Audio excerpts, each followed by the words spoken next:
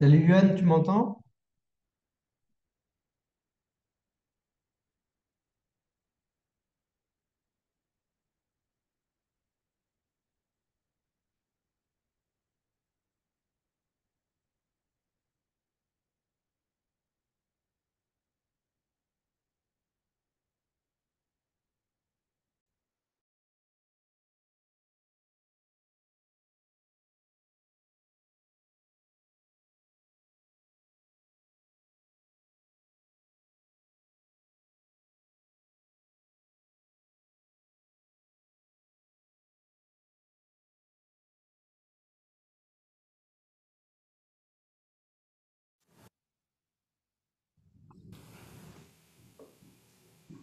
Bonjour, Tanguy, je vais donner la main. Johan. Bonjour. Bonjour Bonjour. Nathalie. Alors c'est justement, c'est que c'est Christelle, pardon, j'ai pas mis la... Ah, C'est pas grave. Et justement, j'attends Nathalie pour lui donner la main. Hein. d'accord, ok, ça marche Le parfait. Alors, webinaire sur le compte Zoom de la est-ce- SPILF, et voilà, donc je me suis dit, ah, c'est pas Nathalie. Elle m'a dit qu'elle se connectait à 55. Donc allez, une minute de retard. Et D'accord, bon, à ça va, vous, et ça bonjour ira. à Johan. Alors, est-ce que tu m'entends bien? Moi, je t'entends bien, pas de souci. Ok, parfait. Bon, bah, c'est super. Bon, on attend tranquillement. On attend Euh, je viens, Nathalie. je viens de donner le code secret parce qu'on ne l'avait pas partagé. On avait donné le lien sans le code secret, mais là, c'est bon. Je l'ai donné, donc tout va bien.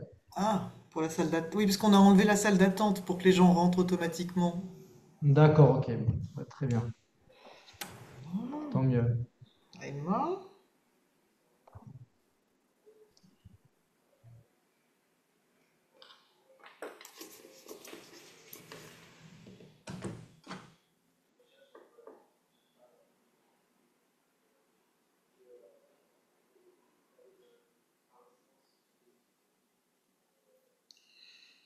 Alors,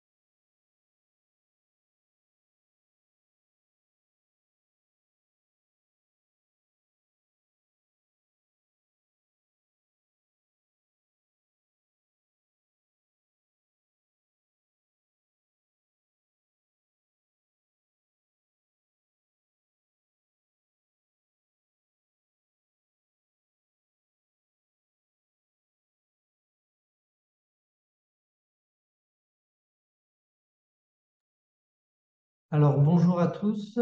On attend encore quelques minutes parce que Nathalie Gastelier du Renarcy a des petits problèmes de connexion. Donc, on attend 5 minutes et après on pourra démarrer.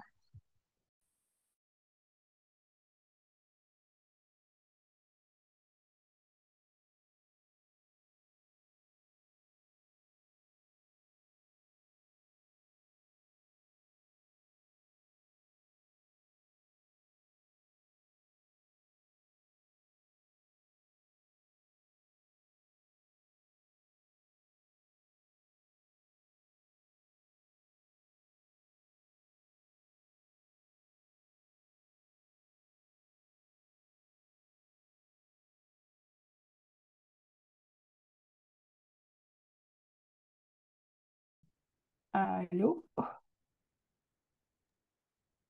Salut Nathalie, Ah, super. Alors ça, c'est réglé.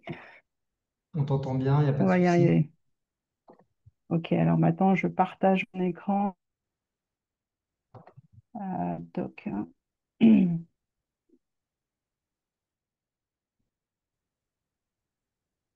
Et est-ce que vous voyez mon écran? Salut Guillaume. Salut Tanguy, ça va? Ouais, nickel, nickel. Alors, là, on voit pas ton écran. On voit que tu as commencé le partage, mais on voit pas tes diapos. Ah, ah. Là, attends, on recommence. Ouais, ça nous met Nathalie Hop. Gastelli a commencé le partage d'écran. Mais genre, après c'est le vide intersidéral. Mais ça laissera peut-être un peu aux gens le temps de se connecter. Ok. Et là, ça va mieux là? J'ai peur que non. Bon, Ah attends, attendez là on voit un voir, truc. Si, j'arrive. si, là on voit ton écran. Ouais, on Bon, voit pas ok, en plein génial. écran, mais Génial. Ah, pourtant, moi, je le vois en plein écran. Là on te voit là. J'ai On voit l'impression ton qu'il est. écran, mais pas en plein écran, on voit juste.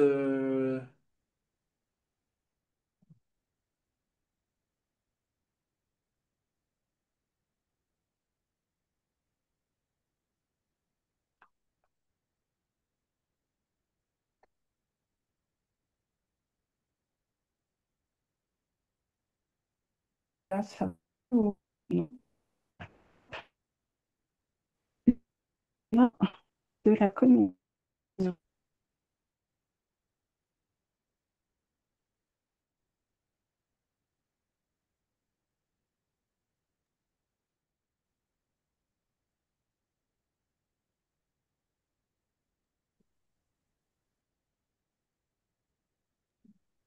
alors Nathalie, là, on voit plus ton écran. On Ah, t'entend attends, plus non, non plus. je vais Ah, c'est changer. bon. Ah, enfin, C'est bon, non, c'est j'ai bon. juste changé Ouais, d'endroit, sinon on capte pas bien. apparemment il y a marqué que t'as pas de réseau. Ouais, c'est ça. Hop, je change.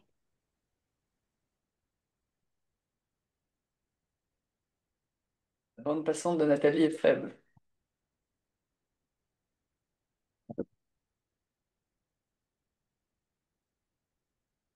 Donc, Ouais, première fois. si besoin, tu nous dis. Non, non, mais c'est bon Tu veux qu'on passe normalement. les La diapos vidéo, ça va. Maintenant, je réessaye de partager. Attends, je change juste le réseau pour éviter. Hop. Ok, donc ça, c'est fait. Et maintenant, je repartage. Ok. Et dites-moi si vous voyez.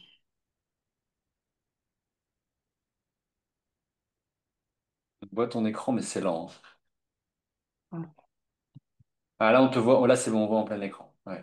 En plein Mais écran? Ok. pareil, ouais, là, on voit en plein écran. Mais pareil, je pense que c'est peut-être un problème juste de connexion, en fait.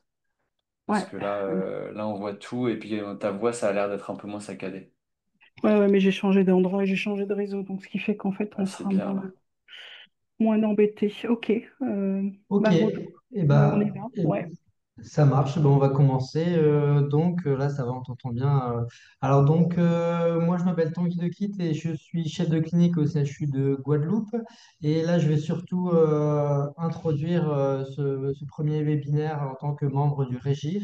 Donc, je suis accompagné de Guillaume et je vois qu'il y en a d'autres aussi qui sont connectés. C'est dans le cadre de ce premier webinaire en collaboration Régif-Renarcy. Donc, un petit rappel rapidement, le Régif, vous nous connaissez, mais on est le réseau des jeunes infectiologues français avec plusieurs missions, dont favoriser la formation des jeunes infectiologues soutenir la recherche. Le Renarcy, peut-être que vous le connaissez un peu moins bien, je vais introduire rapidement, Nathalie pourra compléter si besoin.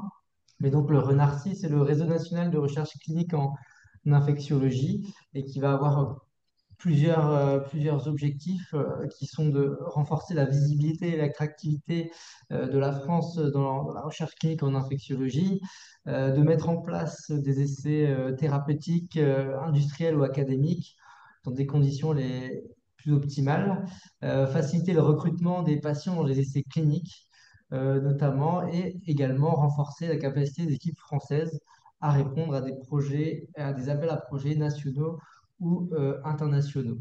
Donc le Renarcy, ils ont certains atouts, notamment qui inclut un réseau de centres hospitaliers qui sont répartis sur l'ensemble du territoire. C'est un interlocuteur national et ils vont aider, ils vont apporter un soutien administratif, réglementaire et logistique dans les différents projets de recherche.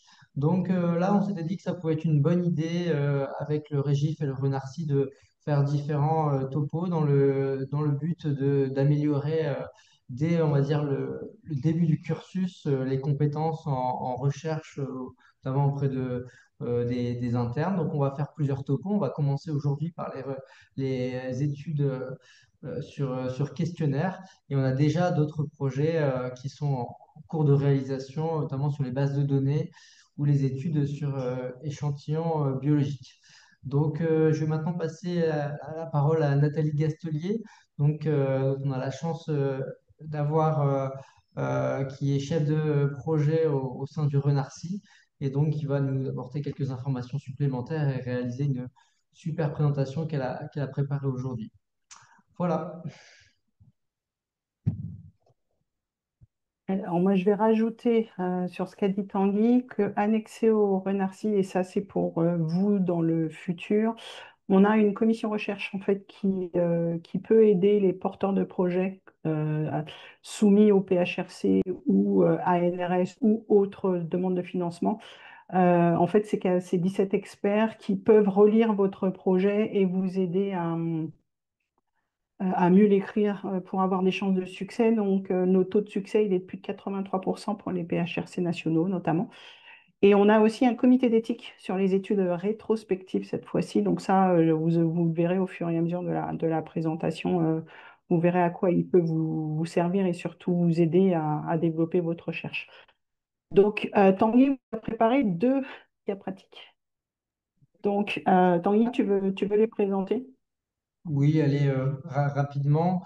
Pour promouvoir la nécessité, enfin à quel point ce webinaire peut vous aider, donc j'ai préparé deux cas pratiques que vous avez déjà rencontrés. Donc par exemple, là, vous êtes interne en troisième semestre du DES de maladies infectieuses et tropicales.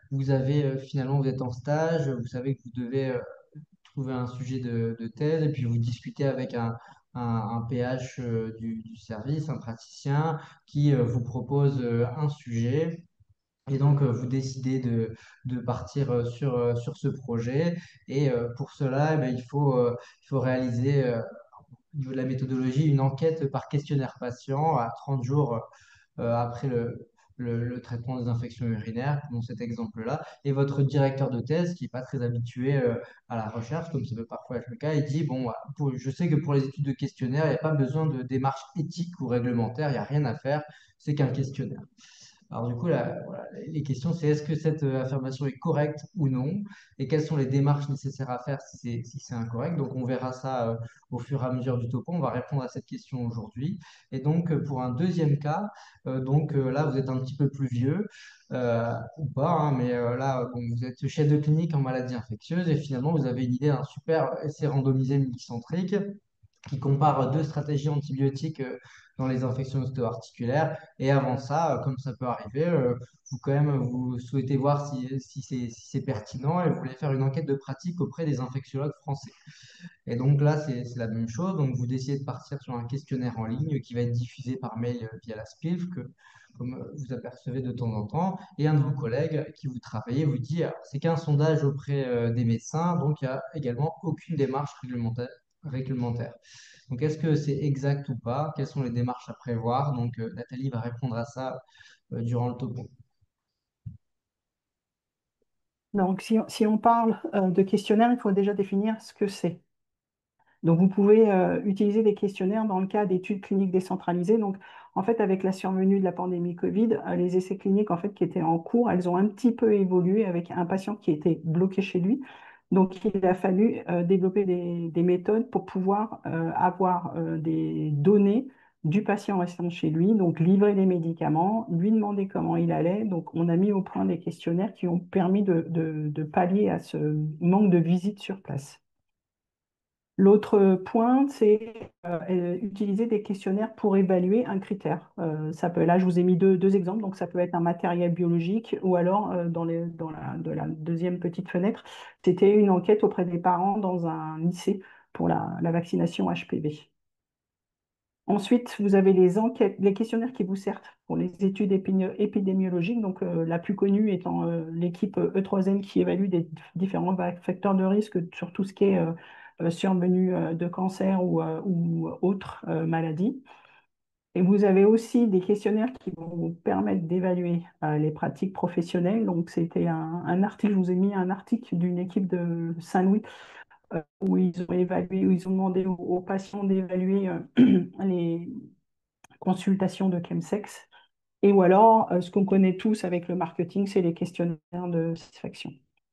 Donc, tous ces questionnaires peuvent être utilisés, mais attention, quand vous réaliserez vos études, c'est soit vous êtes amené à utiliser des questionnaires qui sont déjà validés, ou alors vous allez le créer. Mais pour ceux qui sont validés, vous devez absolument, avant de démarrer, vous assurer qu'ils ne sont pas payants.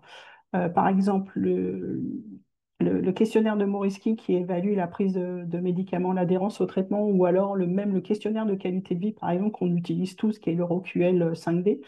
Il faut savoir que l'EuroQL, en fait, normalement, vous n'avez pas le droit d'utiliser. Il faut vous déclarer auprès de l'éditeur. Et alors, si vous êtes industriel, vous payez des fees. Et si vous êtes académique, vous avez juste à leur expliquer et ils vous absouent de devoir payer un petit subside.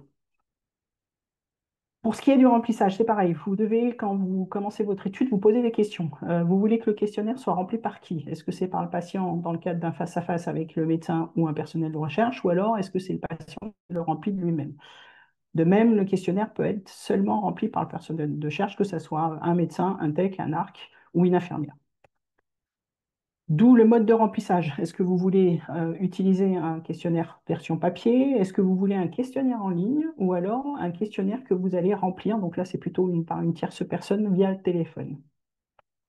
Et de même, quelles sont les modalités d'envoi de ce questionnaire à votre patient ou à votre sujet sain, hein, ça peut aller sur tout le monde. Donc, est-ce que vous l'envoyez par mail? Est-ce que vous l'envoyez par courrier postal? Ou alors vous voulez le remettre en main propre lors de consultations ou de visites de suivi ou aux urgences? Tout ça, une fois que vous avez commencé à réfléchir là-dessus, je vais vous faire un petit rappel sur la recherche clinique parce qu'en fait, tout va découler de ce que je vais vous montrer par la suite. Donc, la classification de la recherche clinique en France, il y a deux types de recherche. Vous avez la recherche qui implique la personne humaine et les recherches qui n'impliquent pas les personnes humaines.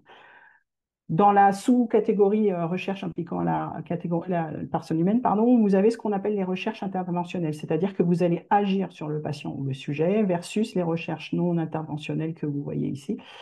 Dans le cas de recherche interventionnel de catégorie. Si c'est un grand risque tel que nouveaux médicaments ou matériel device, vous êtes en RIPH. Alors vous allez entendre tout le temps RIPH 1, RIPH 2, RIPH 3. Donc la catégorie 1, c'est vraiment à risque, c'est que vous n'avez jamais eu d'informations sur l'événement ou le traitement que vous voulez étudier. Les catégories, donc les RIPH de catégorie 2, à l'inverse, c'est des risques minimes, c'est-à-dire que vous allez prendre seulement une biopsie ou alors vous allez prendre un tube supplémentaire de sang. Et là, vous vous classez à ce niveau-là. Ou alors, ce qu'on appelle, nous, communément, les non-RIPH, en fait, donc les non-interventionnels RIPH, en fait, c'est des études que vous allez mener auprès des patients ou des sujets sains. Vous n'allez strictement pas modifier son suivi et tout ce que vous allez faire, en fait, se fait dans le cadre du soin courant, c'est-à-dire, par exemple, prélever, enfin, utiliser des selles ou alors utiliser un questionnaire, par exemple, comme ça va être le cas de ce que je vais vous présenter par la suite. L'autre catégorie de recherche, c'est les recherches qui sont sur les données médicales pures, et c'est ce qu'on appelle les recherches hors loi Jardé.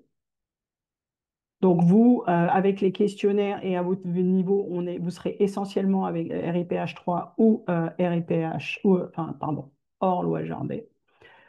La question, une fois que vous avez votre questionnaire, c'est vous de poser la question. Est-ce que je vais allonger le temps de consultation avec mon patient? Est-ce que ce questionnaire va changer sa présence? Ou alors, est-ce que ce questionnaire, en fait, ne fait pas partie de la pratique courante? Dans ce cas-là, vous êtes dans le cadre d'une RIPH de catégorie 3. A contrario, si votre questionnaire ne va être rempli qu'avec des données qui vont être issues du dossier patient, vous êtes dans le cadre des études hors loi Jardé. Donc, la première chose qu'il faut vérifier avec votre étude et votre questionnaire, c'est de savoir si vous êtes conforme au RGPD, donc Réglementation générale de la protection des données. Le RGPD, comme vous le savez tous, parce qu'on a tous reçu des mails de mise en conformité, a été établi par le Parlement européen et le Conseil scientifique au 27 avril 2016. Et sa finalité, c'est de protéger la vie privée et les libertés individuelles de toute personne. Et en fait, ce qui est bien, c'est que ce RGPD en fait, a défini ce que nous, on appelle une donnée à caractère personnel, c'est-à-dire toute information qui se rapporte à une personne physique et qui la rend identifiable, qu'elle soit directement comme par exemple son nom ou son prénom, ou indirectement, ça peut être le NIP dans le cas des hôpitaux, ça peut être une adresse, etc. Et ce RGPD a aussi défini le rôle du délégué à la protection des données, qu'on appelle communément DPO. Donc, pour cette conformité au RGPD, la seule première chose, c'est définir la donnée et surtout limiter le nombre de données que vous allez collecter dans le cadre de votre étude et dans le cadre de votre questionnaire. On ne veut plus d'études où on collecte 10 000 données pour n'en utiliser en fait que 10%. L'autre chose, il y a eu aussi un accord sur la manière de conserver ces données, donc sécuriser et de l'archivage. On a aussi mis le point sur la transparence de l'information que vous allez donner sur ce que vous allez faire des données à votre patient. Vous allez respecter le droit de ces patients et vous allez sécuriser les données et vous allez avoir une responsabilité ainsi que l'institution auquel vous appartenez vis-à-vis de ces règles. Et bien sûr, le plus important, vous allez enregistrer ces données sur un registre de traitement de données. Les études cliniques, elles sont enregistrées généralement sur clinical.gov. Nous, les études hors loi Jardé, on les met sur un registre qui sont généralement internes aux institutions. Et maintenant, vous pouvez même les enregistrer sur le Health Data Hub. Donc, quand vous faites une étude, vous devez vous conformer à la méthodologie de référence. Donc, en fait, c'est une procédure qui est autorisée par la CNIL pour les recherches dans le domaine de la santé et toujours qui dépend de données que vous allez récolter et qui va permettre ou non une identification directe de la personne. Dans le cas des RIPH 1 ou 2 que j'ai présenté précédemment, vous devez vous conformer à la MR 001. Dans le cas d'une RIPH 3, c'est-à-dire une recherche non interventionnelle, mais vous êtes sur la MR 003. Dans le cadre des études hors loi Jardé, vous êtes sur la MR 004. Et dans le cas où vous êtes sur la loi Jardé, mais en fait les données ne viennent pas de votre patient, mais viennent du PMSI ou du SNDS, vous êtes obligé de vous référer à la MR 005. pour s'engager, pour respecter en fait les méthodologies de référence, donc il faut vous engager à ne collecter que les données qui vous seront nécessaires. Vous êtes obligé de déclarer la finalité des données que vous allez collecter, donc quel est l'objectif de votre questionnaire et de votre étude. Identifier les destinataires de ces données, c'est-à-dire quand vous êtes centre participant, ben, vous devez identifier le centre référent ou ce qu'on appelle nous communément le responsable de traitement. Vous devez mettre en œuvre une politique de sécurité des données, c'est-à-dire comment vous allez les protéger, comment vous allez les envoyer. Et tout ça, en fait, vous le faites sous la forme d'un document qui s'appelle le plan d'analyse d'impact, j'en parlerai un peu plus tard. Et en cas de transfert de ces données hors de l'Union européenne, vous devez vous assurer que vos données sont totalement anonymes. Alors ça, l'anonymat, c'est vraiment le point crucial quand vous transférez des données d'un centre à un autre et même d'un service à un autre. Si vous êtes conforme à votre méthodologie de référence, votre autorisation, elle est implicite. Par contre, si elle est non conforme, il vous faut une autorisation de la CNIL. Sans ça, vous pouvez en fait avoir une amende et voire même avoir du pénal maintenant. Sur cette diapo, je vous ai mis à peu près toutes les données qui rentrent dans les cadres de la méthodologie de référence. Donc, vous allez voir toute une liste, je vous laisserai le lire. Mais si votre donnée ne fait pas partie de cette liste, vous n'êtes pas conforme et donc vous devez demander une autorisation spéciale à la CNIL. Ensuite, donc, vous voulez faire votre étude, vous avez votre questionnaire et en fait, la question c'est est-ce que je respecte ou non le RGPD? Donc, si votre questionnaire ne contient aucune donnée personnelle de patient de sujet sain, c'est-à-dire que votre questionnaire est totalement anonyme, voire même que vous évaluez des pratiques médicales, c'est-à-dire sans information sur le patient, que ce soit son nom, son adresse, sa maladie, vous n'êtes pas obligé de suivre le RGPD. Par contre, si vous avez une donnée personnelle qui permet l'identification directe du patient, soit son nom, soit prénom, sa date de naissance, ou indirect, son mail, ton téléphone, voire des données médicales et des questionnaires pour étudiants, vous devez respecter la RGPD. Alors, comment être conforme? Ben, vous avez fait votre questionnaire et donc le RGPD, je vous l'ai dit, c'est vraiment lié à la donnée et comment vous allez la récupérer et comment vous allez les traiter. Donc, la première étape, c'est le consentement ou la non-opposition de votre patient ou sujet ou étudiant.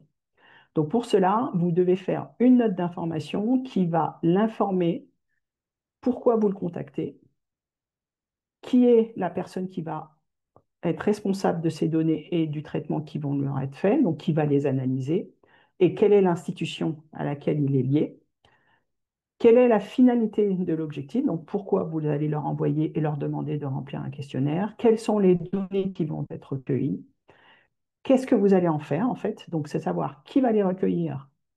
Si vous devez les envoyer à quelqu'un, à qui vous les envoyez, qui va les analyser, combien de temps elles seront conservées. Vous avez aussi une obligation de définir la durée de conservation de ces données. Alors souvent, on dit c'est 2 ans dans le cas d'une étude hors loi Jardé, c'est 2 ans après la dernière publication. Donc vous n'avez plus le fichier, mais par contre, vous devez l'archiver pendant 15 ans. Vous devez aussi déclarer qui contacter en cas d'opposition, c'est-à-dire que toute personne a le droit de dire non, je ne veux pas que vous utilisiez mes données. Et vous devez aussi définir les coordonnées du DPO, donc du délégué à la protection des données de votre institution en cas de litige. Toutes ces informations doivent faire partie de la note d'information. Comment vous recueillez le consentement ou la non-opposition ou l'opposition de votre patient? Donc, généralement, on a l'habitude de faire ça en cours de consultation. Donc, c'est vraiment une présence physique.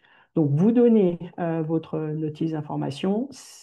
Vous devez laisser un délai suffisant de réflexion à votre patient et vous devez enregistrer sa réponse sur son dossier médical. Ça, c'est très important, surtout quand vous faites des études sur données et que votre patient est décédé. Vous devez regarder dans son dossier s'il s'est opposé un jour ou pas à l'utilisation de ces données.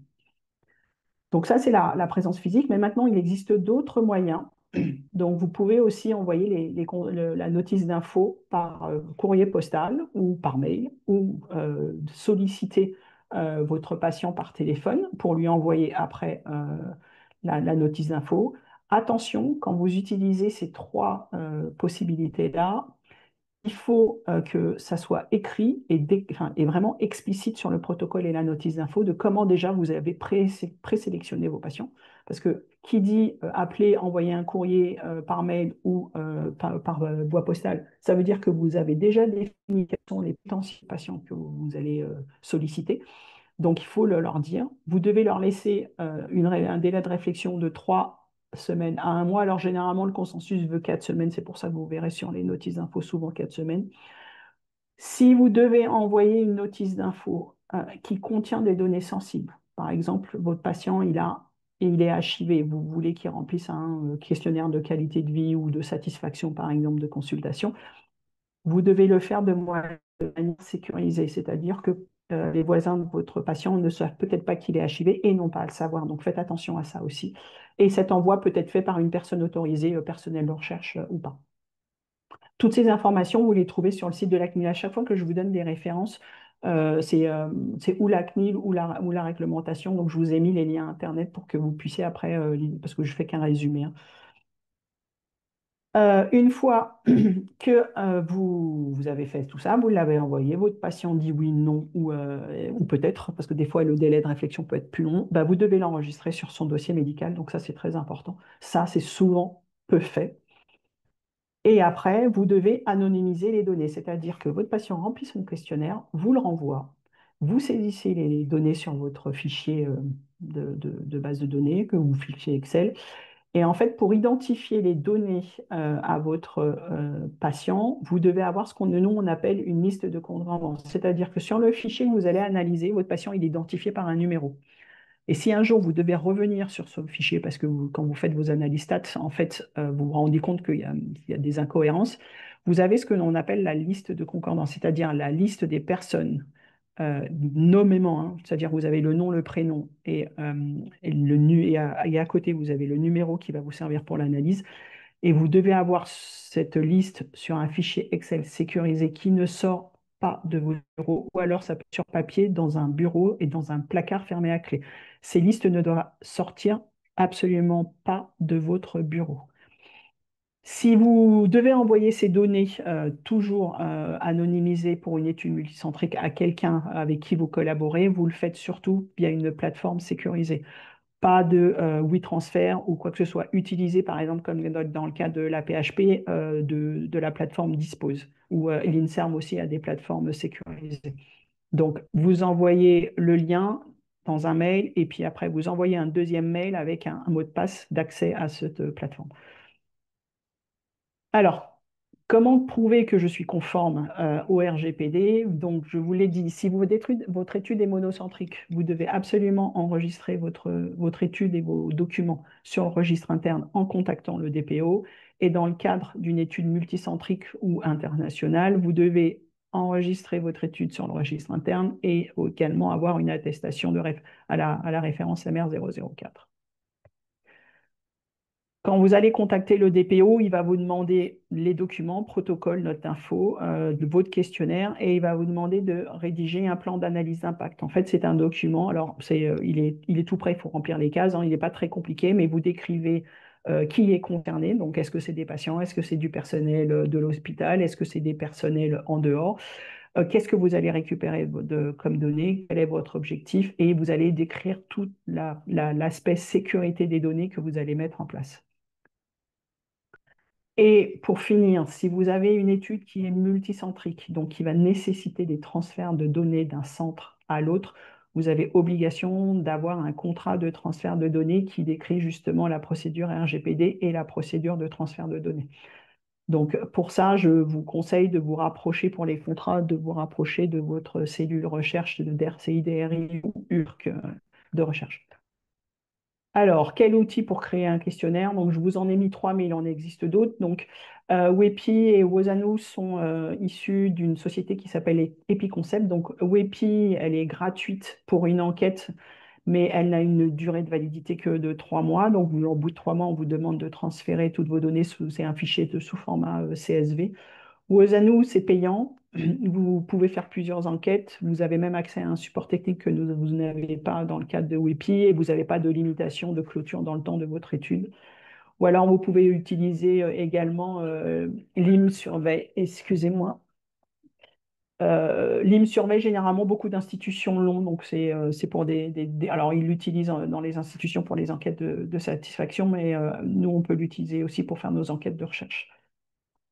S'il vous plaît, pas de Google Form, c'est pas assez sécurisé. C'est bien pour faire un formulaire de participation à un séminaire et encore vous avez des mails et des noms, donc moi je vous le conseille pas, mais évitez de l'utiliser. Par contre, par expérience, vous utilisez pour la majorité d'entre vous un fichier Excel. Donc, s'il vous plaît, si vous faites ça, il vous faut un mot de passe sur le tableur. Il est hébergé à l'hôpital, absolument pas sur votre ordinateur personnel ou une clé USB ou un disque dur. Et pas de nom de patient surtout dessus. Réponse des cas pratiques. Non. Le sujet de thèse, il y a un questionnaire patient que vous récupérez à J30, donc vous avez besoin des données patients. Donc, besoin de démarches éthiques et réglementaires. Qu'est-ce que vous devez faire? Vous devez avoir le consentement ou la note d'opposition du patient, déclarer la conformité RGPD auprès de votre DPO, mettre en place des contrats intercentres si c'est du multicentrique. Donc, vous avez vraiment besoin aussi d'un avis d'un comité d'éthique qui, lui, va évaluer le côté faisabilité et le côté éthique de votre projet. Donc, vous lui envoyez le protocole, la notice d'info, votre attestation MR004 si vous êtes en hors-loi Jardé, euh, mais obligation plus, plus, plus. Et ce d'autant plus que si vous regardez le cas article numéro 2, donc là, vous êtes sur une enquête de pratique des infectiologues, donc a priori, pas de données patients, ou alors vous en récupérez. Donc, si vous ne récupérez aucune donnée patient, juste par exemple, vous posez la question de savoir quels sont les traitements que vos médecins pratiquent dans les cas des infections. Vous voulez juste les traitements, pas de données de patient, pas de référence à le devenir des patients. Il n'y a pas besoin de démarche réglementaire. Par contre, vous récupérez le devenir du patient, ses comorbidités, etc. Vous devez obtenir, un, le consentement du patient, l'accord du médecin, et donc toute la partie RGPD que je vous ai montrée. Dans le cas, si vous faites juste les pratiques sans données patients et si vous voulez publier votre étude, beaucoup de comités, beaucoup d'éditeurs demandent à ce que vous passiez quand même devant un comité d'éthique. Donc, essayez d'anticiper en amont si vous allez publier ou pas. Si vous publiez, je vous conseille très fortement de passer devant un comité d'éthique. Là, je vous ai mis, grâce à Guillaume, le résultat, ça a été publié par des membres du GRGIF, justement, sur un questionnaire anonyme qui avait été envoyé à tous les internes de maladies infectieuses en France. Donc, ça avait été fait, ça a été publié en 2020. Ils avaient utilisé pour ça le logiciel Survey Montpellier, qui est un peu le même que Lyme Survey, mais sauf que celui-là est américain. Donc, faites attention si vous utilisez des outils non français parce qu'ils ont, enfin, par exemple, aux États-Unis, ils ont pas du tout la même concept, la même approche RGPD. Et en fait, l'enquête était absolument et purement anonyme et elle avait reçu l'agrément de la CNIL, donc aucune donnée patient. Donc, pas besoin voilà, de comité d'éthique, mais au moins la CNIL. Et en fait, je vous ai mis un extrait donc, pour vous prouver qu'il n'y avait pas de données patients, de ce que pouvait demander. Donc, c'est vraiment des informations, je dirais, générales. Pas de nom, pas d'adresse ou quoi que ce soit, pas de données médicales, etc. aussi. Et pour terminer, donc je vous ai mis l'adresse du comité d'éthique pour tout ce qui est hors loi Jardin, parce que si ça concerne un RIPH3, ben, c'est le CPP et la NSM, vous n'avez pas d'autre choix. Et si vous avez quelconque question, vous pouvez nous contacter. Donc j'ai mis mon adresse et celui de Claire à la PHP, puis vous avez l'adresse générale aussi du RENARCI. Donc n'hésitez pas, on vous aidera à répondre et à rédiger s'il le faut. Et si vous avez des questions, ben, ouais, je peux y répondre. N'hésitez pas.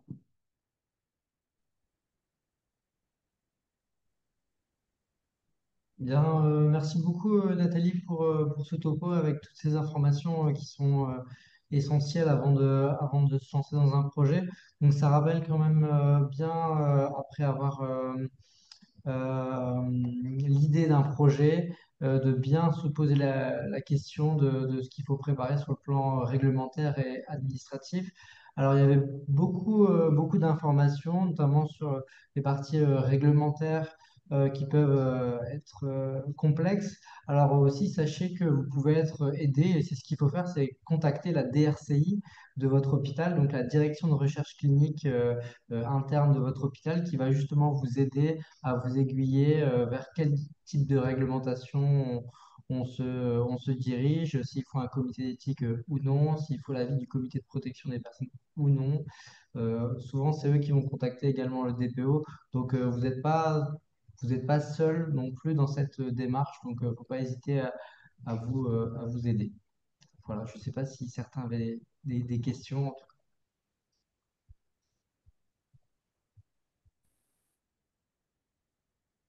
J'ai surtout retenu que si on faisait des études, il fallait t'envoyer assez rapidement un mail parce que ça reste quand même, euh, ça reste quand même assez compliqué et tu le résumes de façon assez claire.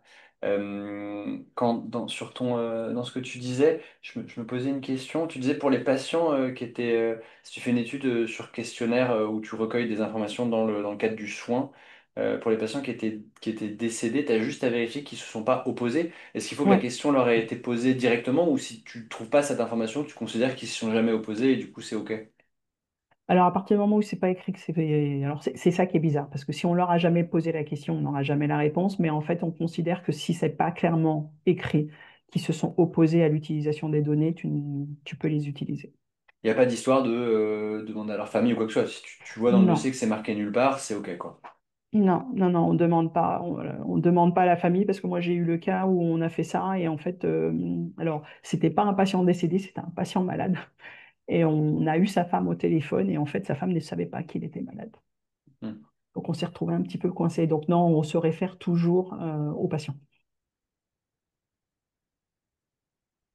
D'où l'intérêt de vraiment mettre dans son dossier des médicales si un jour il s'est opposé à une. À partir du moment où il s'est opposé à une étude, on suppose qu'il s'opposera aux autres. Donc, on ne D'accord, peut pas. Donc, mais c'est important de le mettre dans le dossier médical du patient. c'est très clair.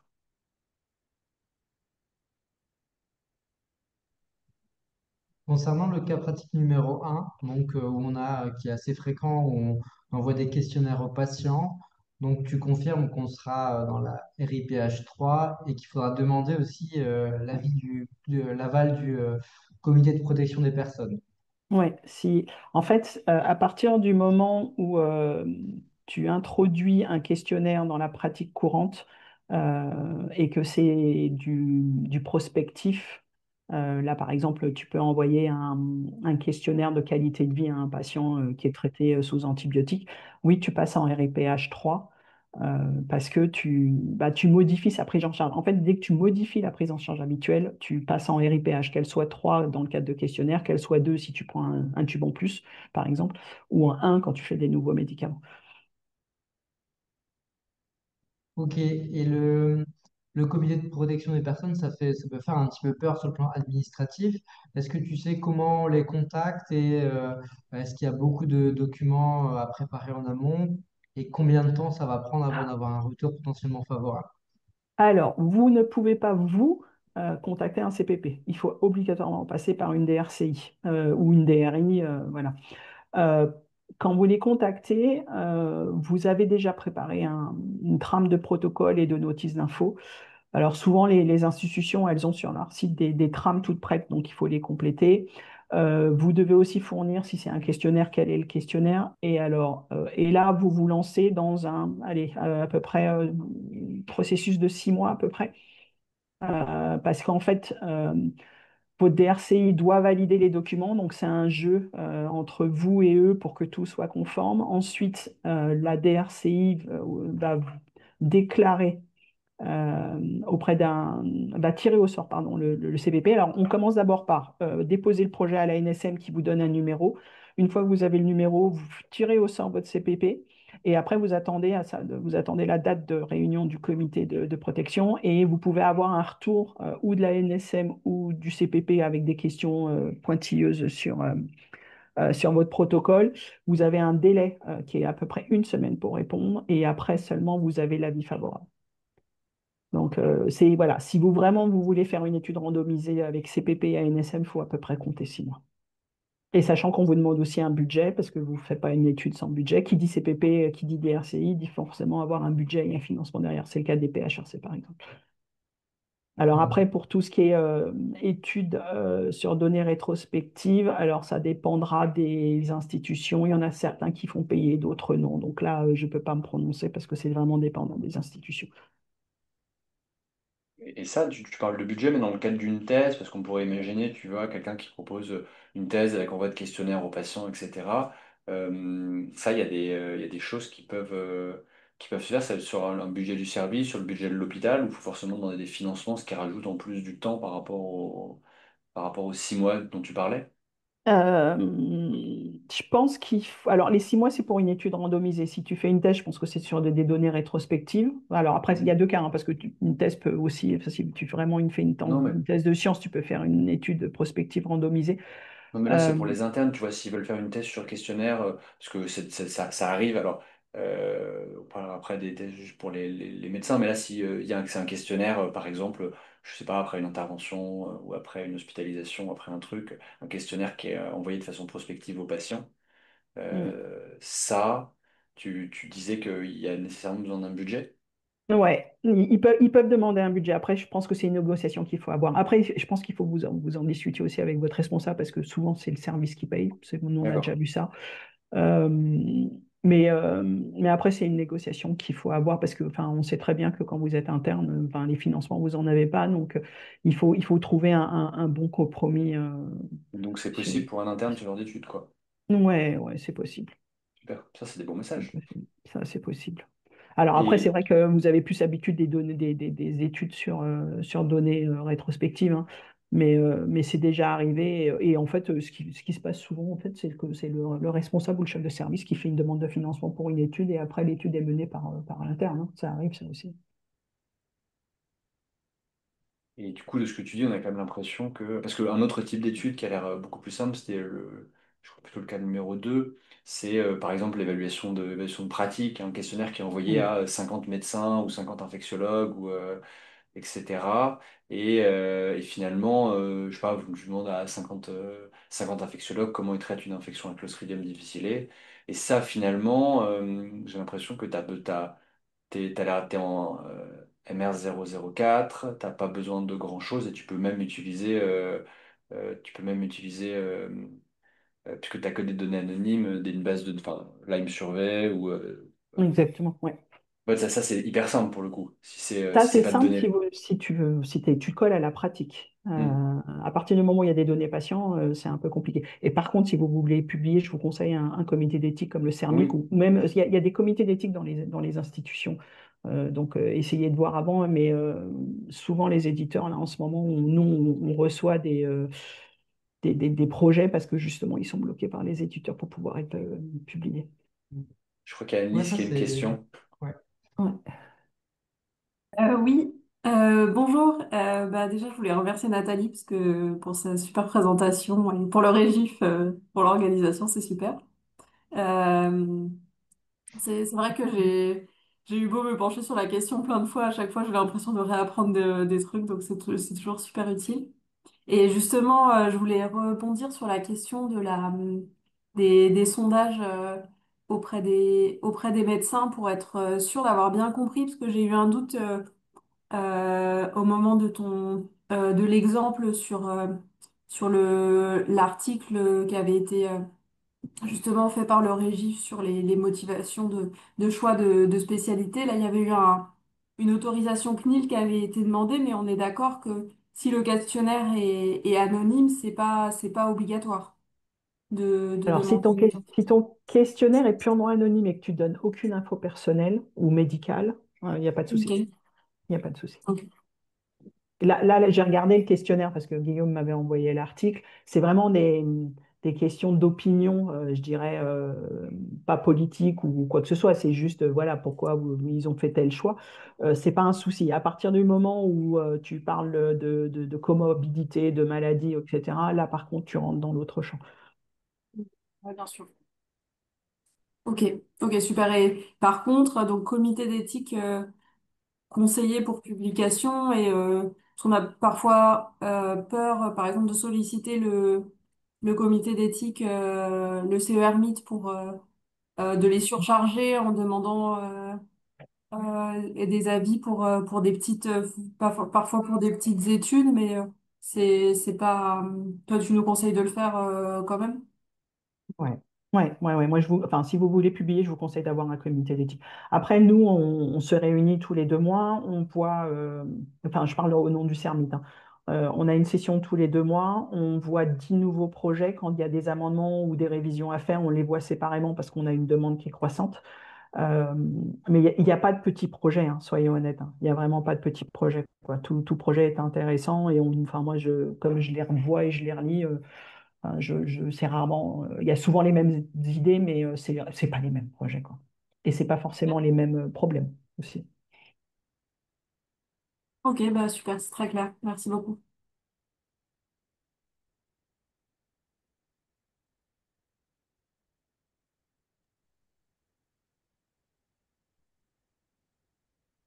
Bien, si, s'il n'y a pas d'autres questions, je pense qu'on a quand même bien fait le tour.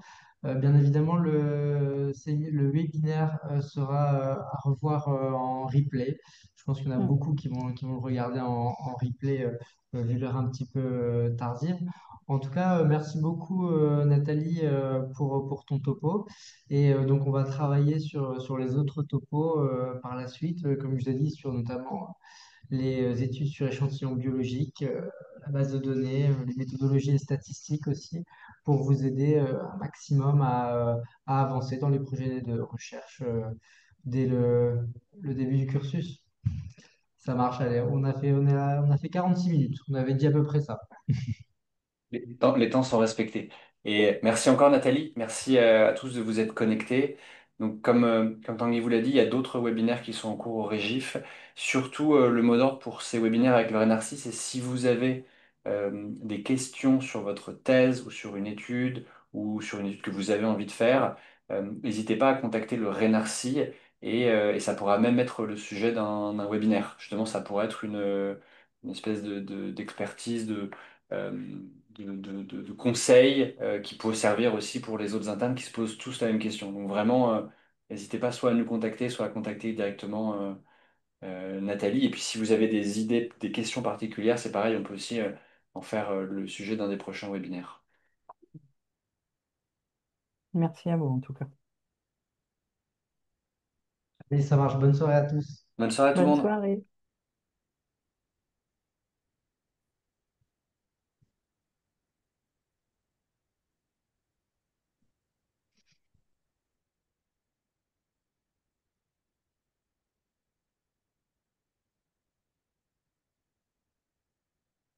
Salut Tanguy.